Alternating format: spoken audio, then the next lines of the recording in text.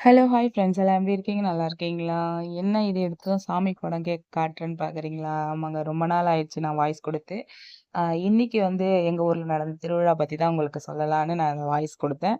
அ என்னன்னா, வெள்ளிக்கிழமை நைட்டு வந்து காப்பு கட்டிடுவாங்க. காப்பு கட்டுற அன்னைக்கே ஊர் ஃபுல்லா, தெரு ஃபுல்லா லைட்டு, அம்மன் சிலை, அ நெறைய சாமி பட சிலையெல்லாம் வந்து நெறைய ரெடி பண்ணி லைட்ல போட்டுருவாங்க. வெள்ளிக்கிழமை நைட்டு வந்து அ காப்பு கட்டி 3 நாள் காப்பு இருக்கும்.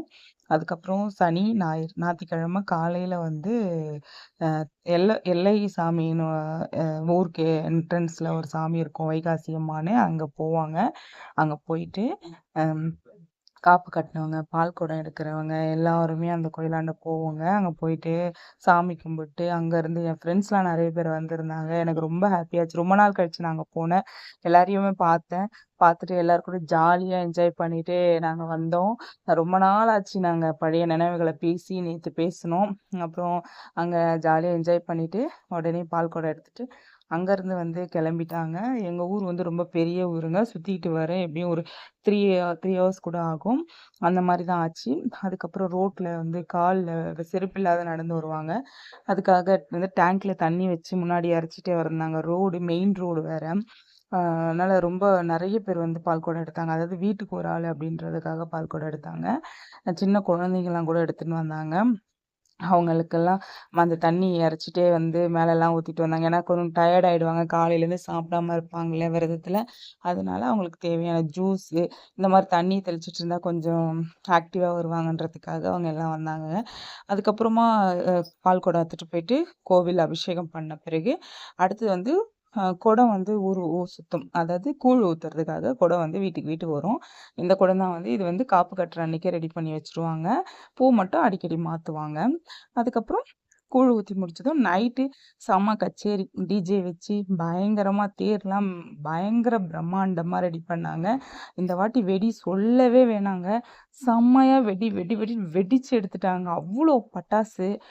சான்ஸே இல்ல. அதுவும் வீட்டு மொட்டை மாடியில இருந்துட்டு அத பார்க்கறது அவ்ளோ அழகா இருந்தது. நான் ரொம்ப நேரம் அத பார்த்துட்டு இருந்தேன். தூக்கமே இல்ல. நைட்டு ஃபுல்லா நாங்க ஜாலியா என்ஜாய் பண்ணோம்.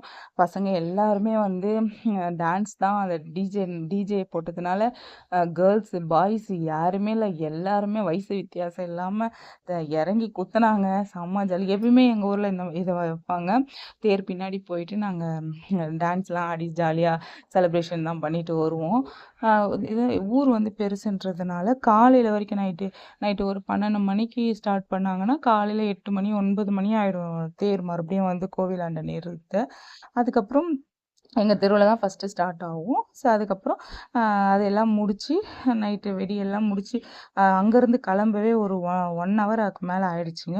அதுக்கப்புறம் வீடு வீடா மெயின் ரோட்ல தேர் நிக்கும். வீட்ல எல்லாருமே வந்து அவங்க அ தீபார்த்தனை காட்டுவாங்க. காட்டிட்டு இந்த வாட்டி தேர் சொல்லவே தேவையில்ல. செம்மையா இருந்ததுங்க. ரொம்ப பார்க்கவே அ யானை மேல அவங்க அம்மன் வந்தா மாரி வடிவமைச்சிருந்தாங்க. ரொம்ப பார்க்கவே அழகா இருந்தது.